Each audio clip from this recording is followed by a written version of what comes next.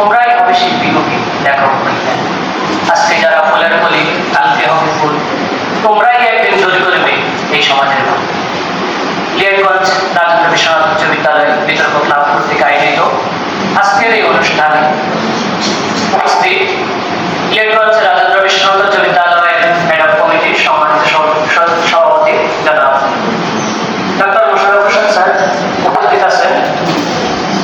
লিয়াকতগঞ্জ রাজেন্দ্র বিশ্বনাথ উচ্চ বিদ্যালয়ের সম্মানিত প্রধান শিক্ষক এবং এই বিতর্ক ক্লাবের সম্মানিত সভাপতি আমাদের এই হেড অফ কমিটির অভিভাবক সদস্য জনাব আজহারুল ইসলাম।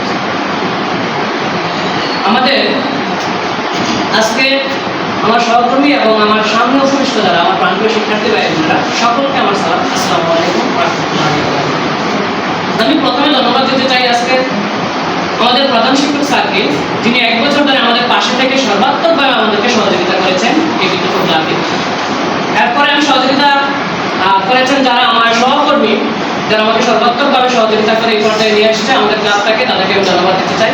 এবং আমি আরও ধন্যবাদ দিতে চাই আমাদের 5 সদস্য বিশিষ্ট কমিটি, বিশেষ করে তানভীর, লিমন এবং ইনাকে, যে তোমরা খুব দক্ষতার সাথে 1 বছর এই প্রতিষ্ঠানটাকে এই তো দূর নিয়ে এসেছে। আসলে তোমাদের মাধ্যমে আমরা এই সাফল্যগুলো অর্জন করেছি, তাই আমাদের পক্ষ থেকে, এই ক্লাবের পক্ষ থেকে তোমাদের একটা আন্তরিকভাবে ধন্যবাদ।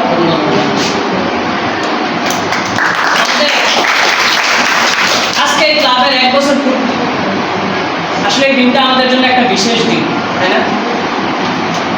এই বিশেষ দিনে আমরা আজকে সার্টিফিকেট গ্রহণ করতে আসছি, কিন্তু আসলে আমি বলবো এই সার্টিফিকেটটা আসলে তোমাদের শুধু সার্টিফিকেট না, এটা তোমাদের ভবিষ্যতের আত্মবিশ্বাসের একটা প্রতীক।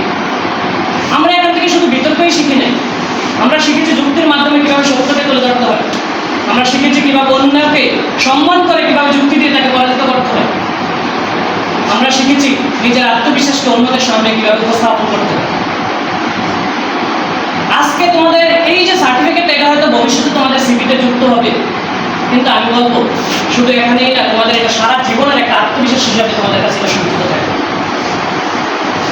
ছোটবেলায় আমরা একটা জিনিস পড়েছি, নলেজ ইজ পাওয়ার, কিন্তু বর্তমানে এই কথাটা চেঞ্জ হয়ে গেছে। এখন বলা হয় knowledge is powerless without skill. Skill ছাড়া বর্তমানে আসলে নলেজ কোনো গুরুত্ব বহন করে না। বর্তমান পৃথিবীতে যে স্কিলগুলোকে প্রথম সারিতে ধরা হয়, ওই স্কিলগুলোর মধ্যে সর্বপ্রথম যাকে চিন্তা করা হয় যে সেই স্কিলটা থাকলে একটা মানুষ তার ভবিষ্যতে নিজেকে দক্ষ একটা অবস্থানে পৌঁছাতে পারে, সেটা হচ্ছে স্পিকিং স্কিল, তোমার কথা বলার দক্ষতা। 2 নম্বর যেটাকে ধরা হয় সেটা হচ্ছে কমিউনিকেশন স্কিল, তোমার যোগাযোগ দক্ষতা। আর পরবর্তীতে আমাদেরকে ধরা হয় যেমন প্রবলেম সলভিং, তারপরে লিডারশিপ। এই জিনিসগুলা, এই স্কিলগুলা অর্জন করলে তুমি ভবিষ্যতে তোমাকে একটা ভালো অবস্থানে নিয়ে যেতে পারবে। কিন্তু আমি বিশ্বাস করি একজন বিতর্কিকের মধ্যে এই সবগুলা গুণাবলী বিদ্যমান। যারা বিতর্ক করে তাদের মধ্যে এই স্কিলগুলা আস্তে আস্তে ডেভেলপমেন্ট হয়। তোমরা এখন যে অবস্থানেই আসো, আমি আশা করব ভবিষ্যতে তোমরা এই স্কিলগুলাকে আরো ডেভেলপ করবে এবং একদিন এই লিয়াকতগঞ্জ রাজেন্দ্র বিশ্বনাথ উচ্চ বিদ্যালয়ে না, তোমাদের সুনাম ছড়িয়ে পড়বে বাংলাদেশ তথা সারা বিশ্বে। তোমরা এই সমাজকে নেতৃত্ব করে এই দেশকে নেতৃত্ব দিয়ে একটা জায়গায় একদিন পৌঁছে দিতে পারবে। কারণ আমাদের আসলে বাংলাদেশটা আমরা জানি সবাই আনডেভেলপমেন্ট কান্ট্রি, তাই না? এটা কারণটা কি? আমাদের কিন্তু কোনো কিছুর অভাব নেই। গবেষকরা বলে যে একটা দেশের যদি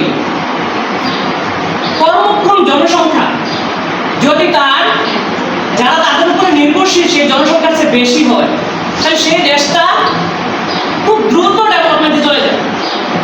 বিশ্বের মধ্যে আমরাই একমাত্র কান্ট্রি যারা আমাদের 119 মিলিয়ন কর্মক্ষম জনসংখ্যা থাকা সত্ত্বেও অন্যদিকে নির্ভরশীল জনসংখ্যা হচ্ছে মাত্র 57 মিলিয়ন, মোট 175 মিলিয়ন জনসংখ্যা আমাদের। এরপরে আমরা ডাবল হওয়া সত্ত্বেও আমাদের দেশটাকে আমরা উন্নতির সম্মুখীন পৌঁছাতে পারছি না। কারণ একটাই, শুধুমাত্র স্কিল। আমাদের স্কিল নাই। আমাদের আছে সুটেড ফুটেড অনেক ডিগ্রি, মাস্টার্স পাশের অভাব নেই সারা দেশে, কিন্তু কোনো স্কিল আমাদের মধ্যে নেই। আর এইটার কারণেই আমরা দেশকে নিয়ে এগিয়ে যেতে পারছি। আমরা যদি আজকে সিঙ্গাপুরের দিকে তাকাই, সারা বিশ্বের মধ্যে তারা একটা রোল মডেল, তাই না? কিন্তু তারা কেমন ছিল? মাত্র আমাদের 6 বছর আগে তারা স্বাধীনতা পেয়েছে, কিন্তু তারা ইচ্ছা করে স্বাধীনতা চায়নি, যেভাবে আমরা যুদ্ধ করে স্বাধীনতা অর্জন করেছি।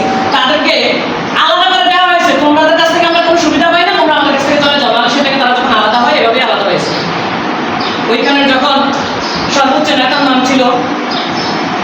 ইউয়ান সম্ভবত, ভুল হইতে পারে। উনি 3 দিন ঘরে বন্দী ছিল যে কি করবে তার দেশকে নিয়ে। আমাদেরকে যখন এভাবে আলাদা করে দিল, 3 দিন পরে বের হয়ে সে একটা ডিসিশন নিয়েছিল। আর এই ডিসিশনের কারণে আজকে সিঙ্গাপুর সারা বিশ্বের মধ্যে একটা রোল মডেল হিসাবে আত্মপ্রকাশ করেছে। সে ডিসিশনটা কি? সে শুধু একটা ডিসিশন নিয়েছিল, সেটা হচ্ছে আমার দেশকে আমি সকাল সন্ধ্যা ধরতে হবে, আমি পরিষ্কার করব। এবং সেটা সারা বিশ্বে মার্কেটিং করে দিয়েছিল সে, যে আমার দেশকে আমি সকাল সন্ধ্যা পরিষ্কার করি। আমার দেশের মধ্যে এমন স্বাস্থ্যসম্মত দেশ তোমরা কোথাও পাবে না, তোমরা আমার দেশে আসো। সকল ইনভেস্টররা তার দেশে চলে গিয়েছিল। মাউন্ট এলিজাবেথের মতন হসপিটাল সেখানে আজকে হয়েছে। বিশ্বের এমন কোনো অবস্থা, মানে বড় বড় কোম্পানিগুলোর ব্রাঞ্চ নাই যেখানে সিঙ্গাপুরে নেই, কিন্তু তারা তো একটা জেলে ছিল। আমাদের মধ্যে জনসংখ্যাও ছিল না, মাত্র একটা আমাদের জেলার সমানতা, কিন্তু তারা আজকে সারা বিশ্বের মধ্যে রোল। আমি আশা করব তোমাদের এই স্কিলগুলা ভবিষ্যতে তোমরা আরো দক্ষ হয়ে গড়ে তোলার জন্য প্রত্যেকে স্কিল শেখার উপর গুরুত্ব দিবে। অন্তত 6 মাস অন্তর তোমরা একটা টার্গেট নিয়ে যাবে, এই স্কিলটা শিখবো আগে 6 মাসে, স্কিলটা শিখবো আগে 1 বছরে। তাহলে তোমার পড়াশোনার পরে একদিন দেখবা যে তুমি স্কিলের মাধ্যমে তোমার চাকরি তুমি বুঝতে হবে না, বরঞ্চ চাকরি তোমাকে বুঝবে। যাই হোক, আমি আর কথা বাড়াবো না। আমি সর্বশেষ একটি কথাই বলবো, তোমাদের কণ্ঠস্বরই তোমাদের পরিচয়। তাই সত্যকে তলেবর করতে শিখো, জ্ঞান অর্জন করো, আর দক্ষতা দিয়ে সারা বিশ্ব জয় করো। ধন্যবাদ সকলকে।